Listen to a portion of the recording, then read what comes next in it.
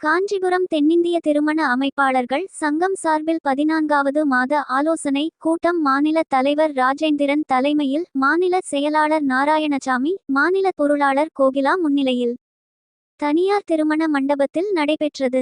இக்கூட்டத்தில் தமிழகத்தைச் சேர்ந்த 250க்கும் மேற்பட்ட திருமண அமைப்பாளர்கள் கலந்து கொண்டு, வந்திருந்த திருமண அமைப்பாளர்கள் ஒவ்வொருவரும் 100க்கும் மேற்பட்ட ஆண் திருமண ஜாதகங்கள் மற்றும் 100க்கும் மேற்பட்ட பெண் திருமண ஜாதகங்களை கொண்டுவர வேண்டுமென நிபந்தனைகள் விதிக்கப்பட்டன. இதில் கொண்டுவரப்பட்ட ஜாதகங்கள் ஜாதக பரிவர்த்தனை மூலம் ஒவ்வொரு திருமண அமைப்பாளர்களும் பரிமாறிக்கொண்டு சிறந்த முறையில் திருமண பொருத்தங்கள் அமையப்பெற்று பல்வேறு திருமணங்கள் நடைபெற்று வருகின்றன.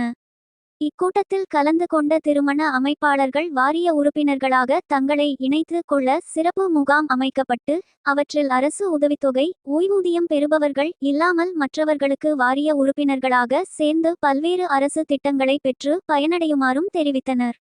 மேலும் காஞ்சிபுரம் தென்னிந்திய திருமண அமைப்பாளர்கள் சங்கம் சார்பில் திருவண்ணாமலை மாவட்டத்தில் புதிய கிளை ஏற்படுத்தப்பட்டு புதிய தலைவராக ஏழுமலை நாயனார் தேர்வு செய்யப்பட்டு கூட்டத்தில் சால்வை மற்றும் கேடயம் வழங்கி கௌரவித்து பாராட்டினர்.